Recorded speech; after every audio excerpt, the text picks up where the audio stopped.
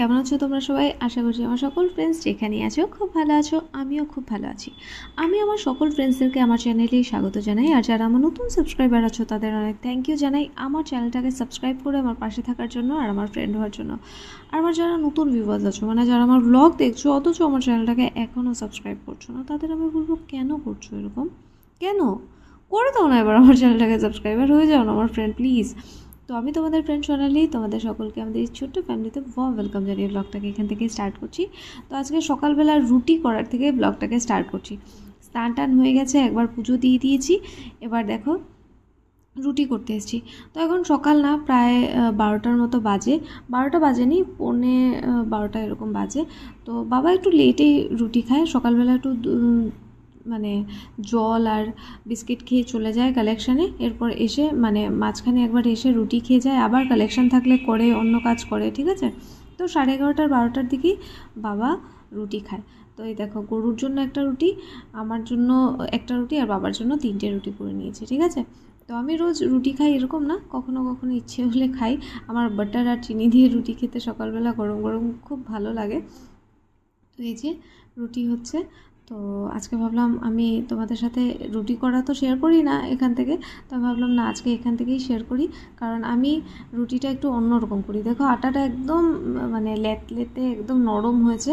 এর থেকে একটু মানে শক্ত করে মাখলেও কিছু হয় না, বাট আমি ট্রাই করি যতটা নরম আটা মাখা যায় আর কি।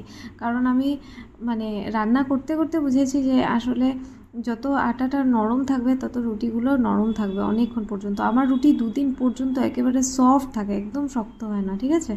আর আমি খুব বড় বড় রুটি করার জন্য আমার বাড়িতে কিন্তু ফেমাস।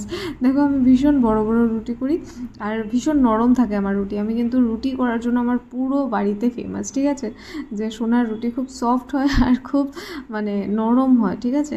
আর খুব বড় বড় হয়, ঠিক আছে। তো এ দেখো রুটির বেলা তো হয়ে গেছে। আমি সবসময় এই যে এই পাইপটা দিয়ে বেলি।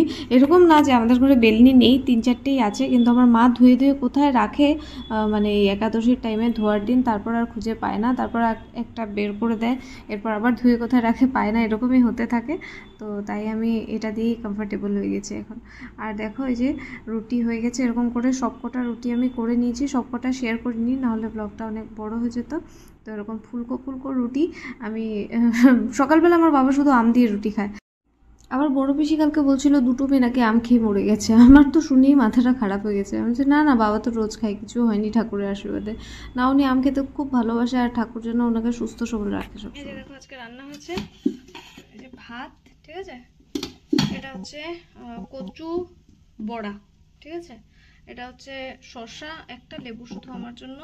এটা হচ্ছে মাছের ডিমের বড়া, ঠিক আছে। এটা হচ্ছে কাচকি মাছ, ঠিক আছে, একটু ফাঁকা করে রাখি। এটা হচ্ছে চিতল মাছ, ঠিক আছে। কি বড় বড় পিস দেখো একবার, পুরো বাটির সমান। এবার দেখো এটা হচ্ছে ডাল, ঠিক আছে। আর এটা হচ্ছে কালকের জন্য একটু ডাল সেদ্ধ করে রেখেছি আর একটু কাচকি মাছ রেখে দিয়েছি, ঠিক আছে। লতি দিয়ে কাঁঠাল বিচি দিয়ে শীতল, ঠিক আছে। তো এই হচ্ছে রান্না। এ দেখো বৃষ্টি আসছে, কি হাওয়া দিচ্ছে। যা তুই যা যা, আমি ভিডিও করি, যা। এ দেখো হাওয়া দিচ্ছে, দেখতে পাচ্ছ? যা যা বাড়ি যা, বাড়ি যা, তাড়াতাড়ি যা, সন্ধ্যা হয়ে গেছে।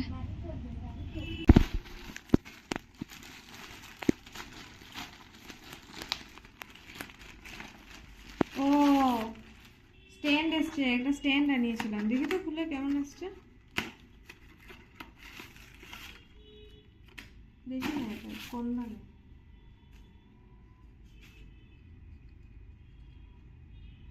মোটামুটি একটা আনিয়েছি আর কি, বুঝছো না। এটা বড়ও করা যায়, এত বড় করা যায়। এটাকে এরকম করে স্ট্যান্ড করা যায়। এটা থাকতে তো হবে এরকম। ও এটাকে এদিক দিয়ে টাইট করে, ঠিকই আছে। হ্যাঁ মোটামুটি। ফোনটা আটকায় নাকি? ফোনটা তো আটকাতে হবে। আটকাবে আটকাবে। বাহ, এখন এরকম করে ধরে করতে পারবে, ঠিক আছে। দেখি বন্ধ করে দিই। দেখো কি সুন্দর না কাপড়টা, দেখো হ্যাঁ হোটেলে দেখো ছোট পিসি আমাদেরকে চা সার্ভ করেছে। আমরা তো সবসময় বড় পিসির ঘরে আড্ডা মারি, তো আজকে ছোট পিসি আমাদেরকে বলেছে না ওপরে আড্ডা মারা হয় না বলে আমরা আজকে ওপরে এসেছি। তো ওই যে ছোট পিসি আমাদের সবাইকে কাপ প্লেটে চা দিয়েছে আর বাটি ভর্তি করে বিস্কিট দিয়েছে। দেখো কি অবস্থা। বসো। দেখো এই গাড়িটা দেখো, এই যে দেখতে পাচ্ছ, এই গাড়িটা আমি অনেক দিন থেকে দেখছি, প্রায় মানে 4-5 দিন থেকে দেখছি রোজ এই দিক দিয়ে যায়। আর সব থেকে মজা লাগে যখন কারেন্ট থাকে না আর এই লাইটগুলো জ্বলে, খুব ভালো লাগে দেখতে। কত দূর থেকে জানি টেনে টেনে নিয়ে আসে, তাই না? কি কষ্ট হয়। তো যাই হোক, আজকে অনেকদিন পর তোমাদের সাথে এই রাত্রের ছাদের ভিউটা আমি শেয়ার করছি। যে এখানেও লাইট জ্বলছিল, বন্ধ হয়ে গেছে।